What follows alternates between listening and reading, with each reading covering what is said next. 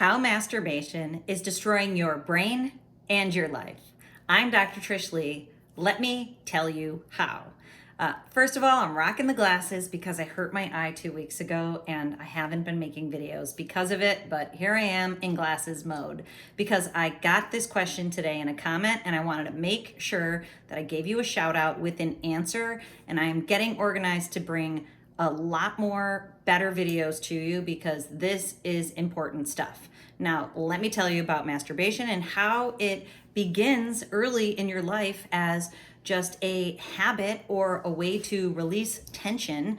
And then it becomes this cascading effect of the slippery slope into a problematic use, which then usually ends up in abuse, which ends up in addiction. And I know nobody likes to use this word, and honestly, I don't like to use it either, but if you're doing it and you can't stop, that's a problem, and it's called addiction.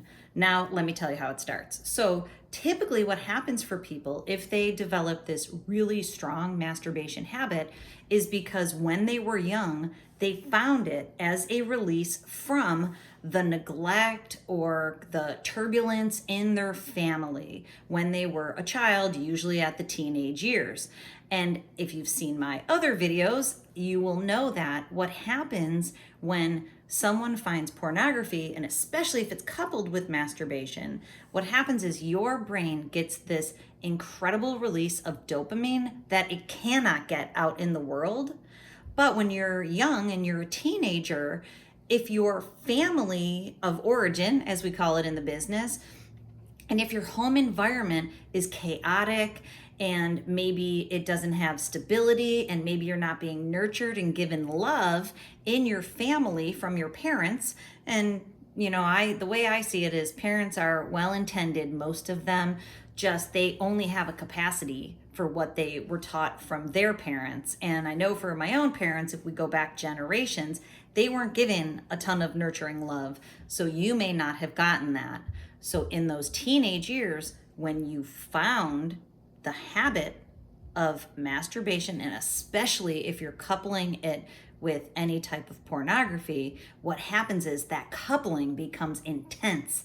And it is like you are getting the love and the nurturing that your 13-year-old brain needed so desperately back then. You found a way to do it for yourself. But what your 13-year-old self didn't realize is that it was going to become a habit that you needed across your entire lifetime to soothe yourself. So what happens is, first it is a habit of pleasure and to escape the family or the life that is challenging for you as a teenager. But then what happens in the brain is the switch is flipped. And when it's flipped on, we know in delta phos-B transcription factor that it's a chronic switch. So when that switch is flipped on in your brain, it's not flipped back off. So what that means is now you have to go out to your habit and you have to go masturbate more and more, or at least frequently on a schedule, not for pleasure now, but to escape the pain of your actual life. Now, the kicker is your life might not be painful. It may be actually a joyous life that is lovely and fun, but what happens in your brain is it is getting this immense dopamine dump every time you masturbate, especially if it's coupled with something sexual or pornography. You're getting 40, 50 milligrams of dopamine dumped into your brain. And in your real life experiences, that only gives you a 10 milligram dump into your brain, as it's supposed to. That's homeostasis. That's the way it's supposed to be for you. Your brain is only supposed to get that much of the neurotransmitter so that you can feel joy. So joy is lower levels of pleasure, but healthy levels. That makes it so that if you're jet skiing with your friends, you feel like you're having fun and you're excited, but it isn't this just incredible rush. So now, that's what masturbation does. It makes it so that your 10 milligrams in your life is no longer adequate. So to be able to feel like you can get through your life now, you need to go back to your habit and give a little dump into your brain. And then that will linger around, and then you'll get back to your life. You'll muddle through it until you can get back to your habit again to give you that dopamine release. Now, why is this so destructive over time? Is because you can no longer exist in the world without going back to your masturbation habit. Now, so many people don't even know that this is happening. They don't get it. They think it's good for them. They think it's a tension release and that it's a de-stressor, but they don't realize it's actually causing all the stressful feelings that they have in their world. That having dinner with friends and family isn't boring. It's actually very pleasurable, just on a lower level. And that everybody else in the room is really getting a lot of joy out of it. And there's no joy for you because you need quadruple that amount of dopamine to feel any type of pleasure and to get away from the pain. So how do you break that habit? Well, if you've been doing it for a very long time, it is not going to be easy. And there's other comments on some of my videos saying, what do I do when it comes to the withdrawal effects of not having so much dopamine dumped into my brain? And that's an awesome question. What you need to do in the short run is you quit the habit. Now, if you know me, you get into neurofeedback, and I am creating a very affordable service where you can do neurofeedback with me without ever meeting me if you don't want to. It's coming soon because you can break the pattern interrupt with neurofeedback, and it interrupts that pattern from hardwiring itself in. But in the meantime, what you need to do is you can work out, especially if you work out to exhaustion. We know that can create levels of dopamine. You can do things that are extra exciting, like I just talked about. So you can go jet skiing, or you can go rock climbing. Do something that you've wanted to do that provides thrills and excitement, but gives you a little bit more of a dopamine release than you might get from just playing cards with friends and family, because that's going to dump it into your brain and offset that withdrawal from your habit. Okay, so how do you really break the habit in the long run? It is simple, but not easy, as you can imagine. So simple in that what you're looking for in the masturbation habit, like I told you, is to offset the pain of your reality and get a little feeling of pleasure.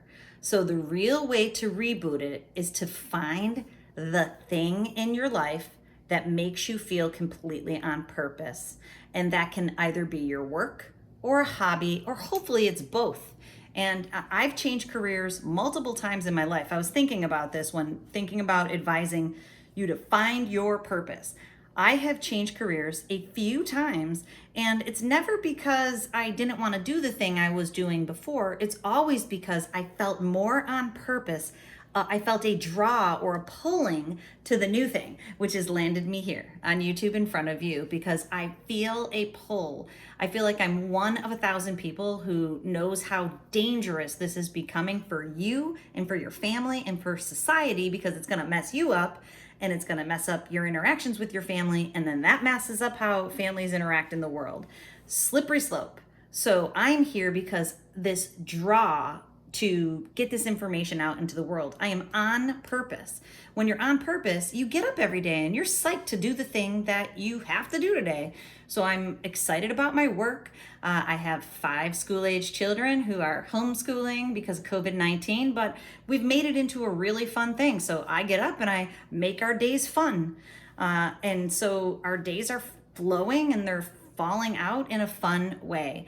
And I'm super on purpose about it. So my days fly by and I don't ever feel like, okay, what can I go do to offset, the pain of my day? Because I'm so on purpose in my work, in my relationships, and in my hobbies. At least I was until I hurt my eye. I was learning how to box and I was getting pretty good at it. And I can't wear my contacts, so I'm gonna have to figure that one out, but I'll get back to punching my general so I can ramp up my fight camp boxing moves. So with those 3 things, my days are purposeful.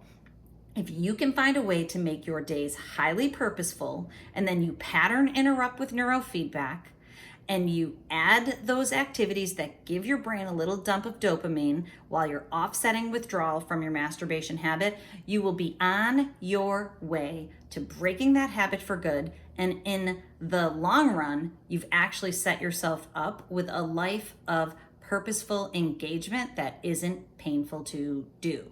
Now, that's the most important thing that you can do because that creates a permanent reset for you. If you've just tried to stop masturbating or just tried to stop watching pornography without adding something that excites you more, hopefully, then it will be difficult because it's kind of like, wanting to lose 10 pounds, which when you lose weight and you want to lose 10 pounds, that doesn't sound that exciting.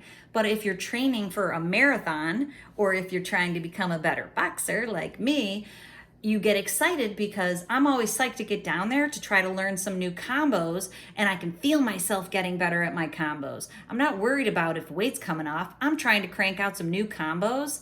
And my husband walked by. It's totally insulting, but he walked by and he said, "Wow, you're getting pretty good. You don't even punch like a girl anymore."